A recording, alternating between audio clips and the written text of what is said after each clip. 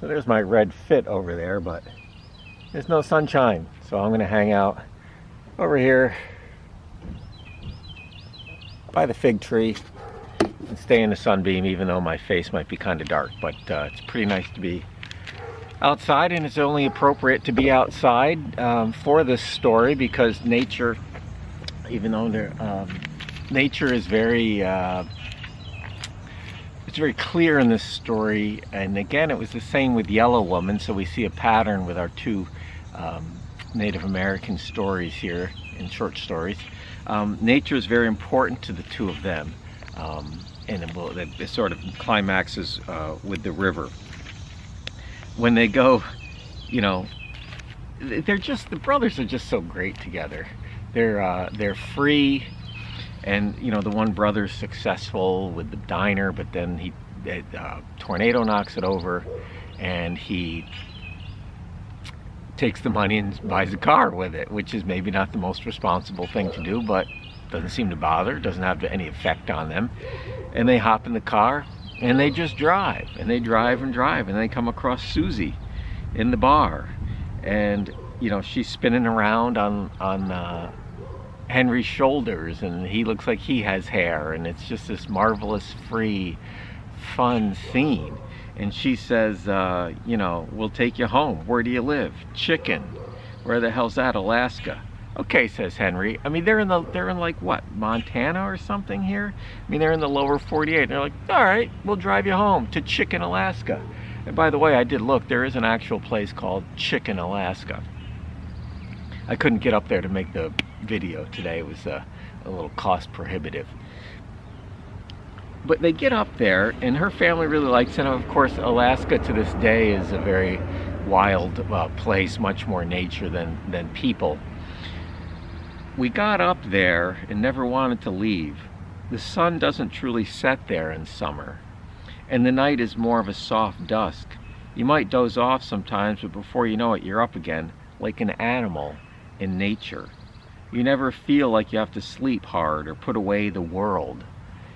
And things would grow up there. One day just dirt or moss, the next day flowers and long grass. The girl's name was Susie. Her family took us in, they fed us and put us up. We had our own tent to live in by their house. The kids would be in and out of there all day and night. They couldn't get over me and Henry being brothers. We looked so different. We told them we knew we had the same mother anyway. Doesn't seem to bother them, that. But that's a great line there, like an animal in nature. That's good. Okay, let's just think about that when someone calls someone an animal. When is that good? When is it bad? Well, maybe in sports it's good. He's an animal on the basketball court. Well, that means very aggressive, right? Or if you have bad table manners, you might be called an animal. That's negative. Definitely in this story, when they say like an animal, you know, the sun's out, they're vigorous. There's something natural about it, and we need to be, I think, more natural as people, and not so much in these forced human environments.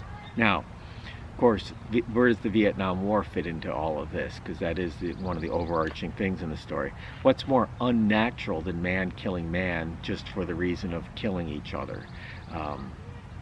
Yes, I guess it's territorial like some animals can be, but otherwise there's no benefit in it. It's a very unnatural act. And they're on to greener pastures. They come back down through Canada to Spokane.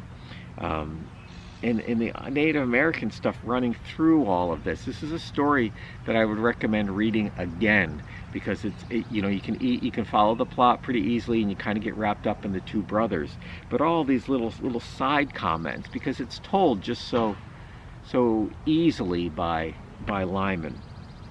And they talk about he had a nose big and sharp as a hatchet. This is Lyman talking about Henry, like the nose of Red Tomahawk, the Indian who killed Sitting Bull, whose profile is on all the signs in North Dakota. Now, Sitting Bull was one of the great leaders of Native American history, and he was killed by another Native American, and that's the person they've put on the signs out in South Dakota. That is a little suicide, right? One Native American killing another in the face of domination of white culture. So it's very bad. A lot of little symbolisms rolling along here. And sometimes I miss this detail. Not only was Henry a soldier in Vietnam, which was bad enough, and only got off 2 days before the enemy caught him. I could never keep it straight which direction those good Vietnam soldiers were from. So Henry was a prisoner of war, and of course, war is bad enough, prisoner of war is bad enough, and a prisoner of war during the Vietnam War, let's suffice to say, they did not follow the rules of the Geneva Conventions of War. It was very horrible to be a prisoner of war in an American prisoner of war. And there have been lots of movies made out of about it, and just the whole scene in Vietnam. If you don't know much about it, brace yourself if you sit down to study it. I've tried 3 times to watch a historical documentary that's very well done, and I make it about 10 minutes into it, and I can't watch it, and that's saying a lot for me. It's just so horrific. The horrible decisions that were made that got the United States involved, the horrible decisions in the field, the horrible things that soldiers did to other soldiers, the confusion of the war. There was no clear battle line. You didn't know from left to right who was the enemy and who wasn't the enemy. And there's nothing much good about any war, but if there was ever one that was just all bad, it would be the Vietnam War.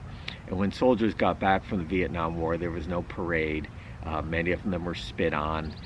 They certainly were not welcomed back as conquering heroes, or heroes like in World War II when the United States had defeated Adolf Hitler. The Vietnam War was completely and totally different from that. And we see that, not only is he a Vietnam vet, he's a Vietnam vet who's a Native American. Talk about having 2 strikes against you psychologically, and the chances of you getting any kind of worthwhile care from a medical person was just not an option for those 2 reasons. So he returns from Vietnam. He's watching a color TV.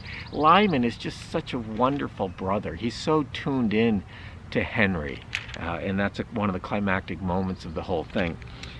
Henry feels bad, Lyman feels bad that he bought a color TV because it made things on TV seem too real. Maybe footage of the war was too real for Henry, and Henry's sitting there and he bites his lip, and it to the point of blood coming out, and Lyman finds a way to blame himself. I should have just left a black and white TV. He's just so watchful over his brother. Again, as sweet and wonderful as the relationship is between these 2 brothers, the story is just a horror. Even that marvelous relationship between these 2 can't save Henry. That's how far gone he is from his war experience and the Native American experience, which is pretty much been a 400-year war.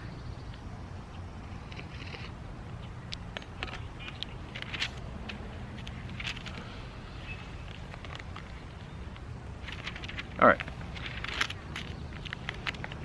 So we'll get to the end here. I think that fig tree's grown half an inch since we've been out here.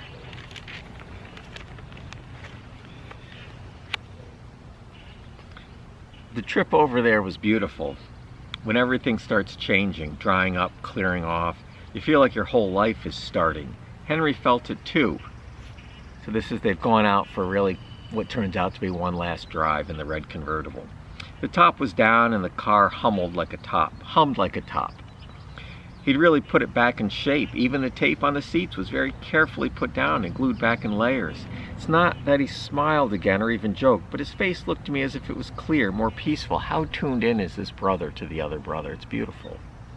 It looked as though he wasn't thinking of anything in particular, except the bare fields, the windbreaks, and houses we were passing. It's good to not be tuned into anything for a while. The river was high and full of winter trash when we got there. The sun was still out, but it was colder by the river. There were still clumps of dirty snow here and there on the banks. The water hadn't gone over the banks yet, but it would, you could tell. It was just at its limit, hard, swollen, glossy, like an old gray scar.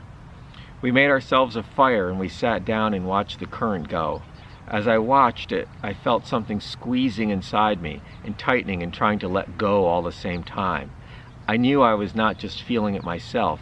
I knew I was feeling what Henry was going through at the moment. So he's having this deep, empathic, physically empathic moment. Except that I couldn't stand it, the closing and opening. I jumped to my feet, I took Henry by the shoulders and I started shaking him. "Wake up," I says, "wake up, wake up, wake up." I didn't know what had come over me. I sat down beside him again. His face was totally white and hard. Then it broke like stones break all of a sudden when water boils up inside them. "I know it," he says. "I know it. I can't help it. It's no use." We start talking. He said he knew what I'd done with the car. It was obvious it had been whacked out of shape and not just neglected. He said he wanted to give the car to me for good now. It was no use. He said he'd fixed it up just to give it back, and I should take it. So that's important. Don't misunderstand that.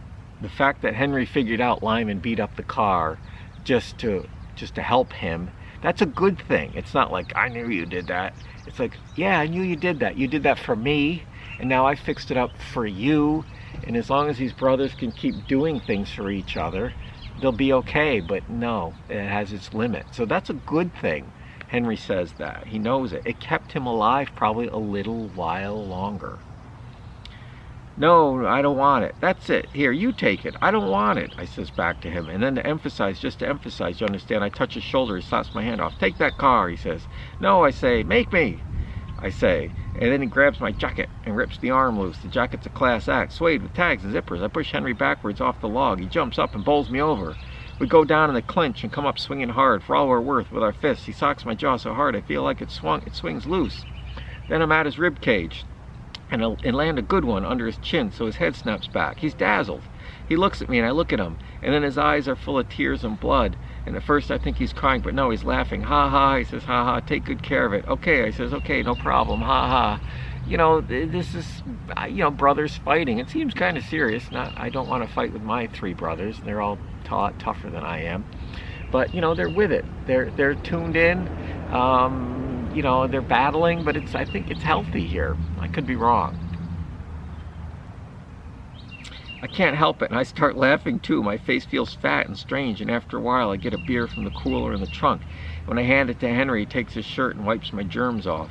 "Hoof and mouth disease," he says. For some reason this cracks me up, and so we're really laughing for a while. And then we drink all the rest of the beers one by one and throw them in the river and see how fast the current takes them before they fill up and sink.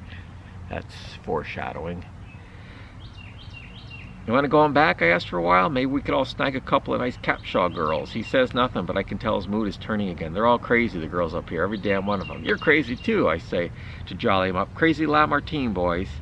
He looks as though he will take this wrong at first. His face twists, then clears, and he jumps up to his feet. "That's right," he says. "Crazier in hell. Crazy Indians."